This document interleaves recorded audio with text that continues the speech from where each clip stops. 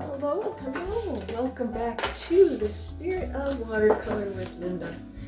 And it's becoming spring out here, and so it's getting me inspired to paint some more lively green, watercolors. It's not quite blooming out there yet. It's March, and so it's warming up a little, but we're not getting as much snow, almost none right now. And so I hope you're enjoying a little bit of warmer weather, getting some nice walks outside maybe. And it's a good time to think about the spring things, spring colors. My daffodils are blooming, and that always is a sign that spring's on the way, or it's actually supposed to be spring right now.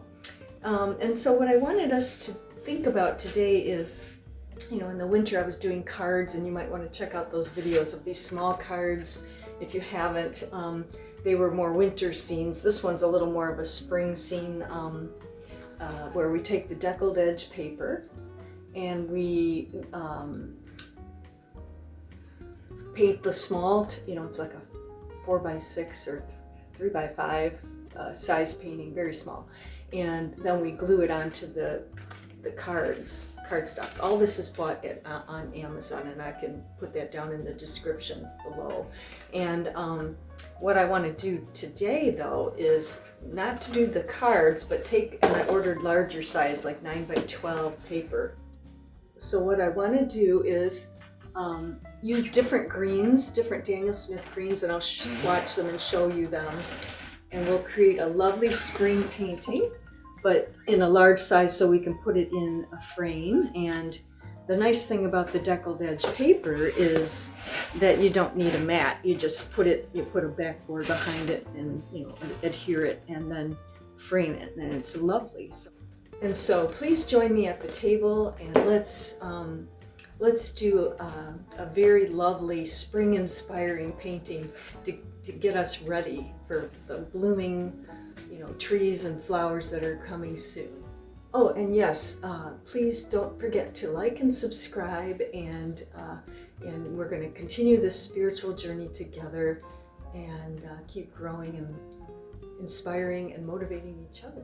So I'll see you there.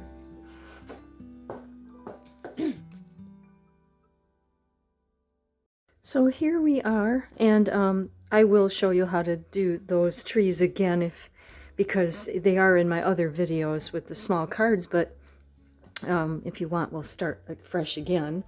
And then we're going to use all these lovely greens, and I'll show you on my palette, my John Pikes palette here that I use all the time. I cleaned it up a little. I don't ever worry that much about it, but I keep these in an order. So watch the video about, color order, yellows to warms, and then blues, greens around to the earth colors. It just, where everything is. You don't have to think, where is that all the time when you're painting? Okay, so the favorites that I have here are the green gold, okay, Daniel Smith colors, as I told you, and the sap green, okay, and that's the second one there. And then there's deep sap green here. These are my most used and favorites. This one I'm running out of, so I'm going to have to get some more deep sap green. I love it. And so if you have any greens that you want to use, go ahead. Don't worry about the fact I'm using these. You can try these, or another brand of these. Are pretty common colors, especially the sap green, and the green gold is pretty common too. And then I bought a tube of Serpentine Genuine, and it's one of their Primatech colors, and they have a lot of those. They're supposedly mineral colors, and that is right here. And so we're going to paint using all these lovely greens. And so here's my sheet with just some pencil lines for trees and hills. And here's a card that I'm going to kind of look at as a reference, okay? Because it has, trying to straighten that up, it has so interesting purples in the sky and the different greens we can use. We use different greens in the land too. And it'll be just a lovely piece. We'll get a little more detailed as well than this one. Okay. So I hope you have a fan brush. I recommend having one in your repertoire of brushes if you don't.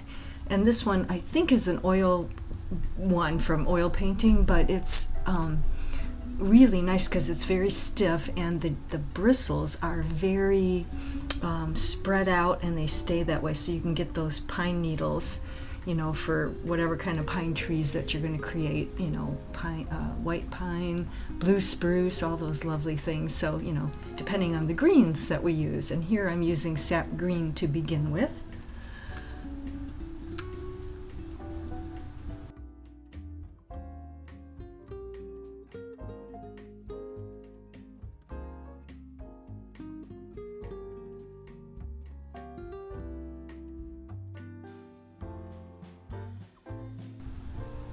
When I finish these trees down here at the foreground, you'll see that I actually forgot to videotape the sky, and so the Carbazole Violet I used in a very thin form. I used the flat brush, as you can see there, and I put that in very quickly, and so then, you know, I went on to add in more toward the trees down at the bottom, and actually the land next to the bottom I brought in a stronger value of that Carbazole Violet just for interest's sake, and using a round brush here, pointed round, and just kind of doing a little bit of graduated wash from that line of the purple line and letting it flow, and then bringing in some of that lovely green gold, that warm green that we have. The other green is more of a neutral green, sap green. Oh, I'm putting in some purple for shadows under the trees as well. And yeah, that you can create, you know, more foreground effect by bringing in warmer colors. And there you can see I have mixed the green gold a little with the sap green. So I have these different varying greens at the bottom for little grasses in the ground. So yeah, we're tooting right along here.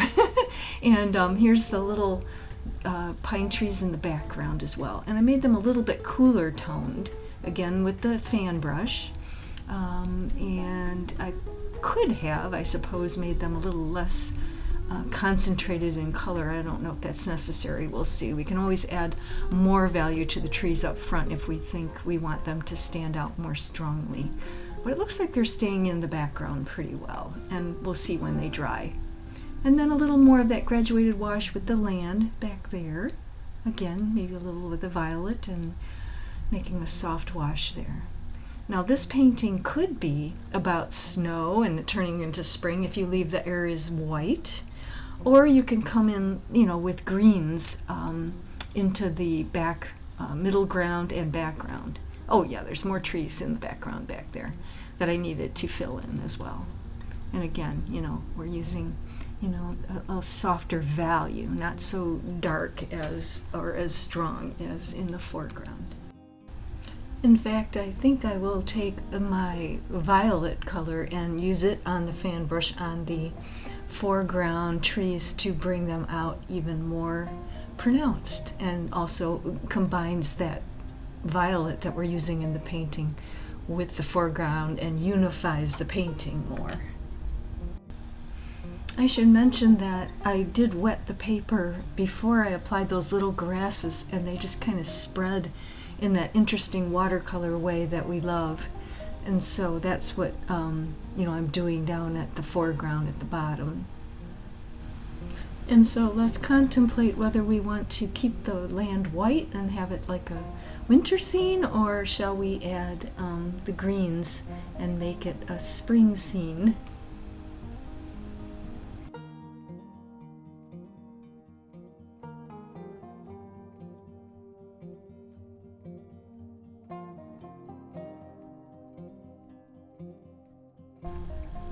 So here you see that I did bring in the greens. I used a 1-inch flat brush and put this in, and I did, you know, the different greens in the foreground, middle ground, and background.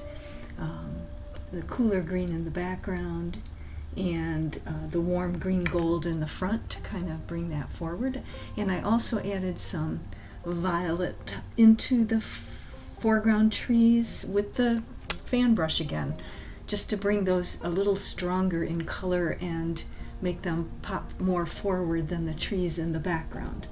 And so I also added just a touch for fun of the green into the sky. It's the green gold's kind of a gold color, even though it's a little greenish. It's sort of gold too. Thought it might be fun in the sky, so tell me what you think of that. Being creative here, and hope you enjoyed doing this. And this is like ready to frame. All you do is just put it on a backboard or on a piece of paper or whatever you want to do, and then stick it in the frame. You don't even need a mat. So I hope you enjoyed this video. We're going to move on to some other things. One thing I do want to talk about in the next video, so I hope you'll join me, is the flat brush, the 1-inch flat. And I use that a lot in this video, and I want to focus in more on that and compare two different flat brushes, my old one versus my new one. And you'll find out a little bit about these new synthetic sables, as I have been. So please join me, and I'm so glad you did today, and that you're continuing to learn and grow with me and enjoy this most spiritual journey we're on with the spirit of watercolor. And I'll see you again real soon. Bye.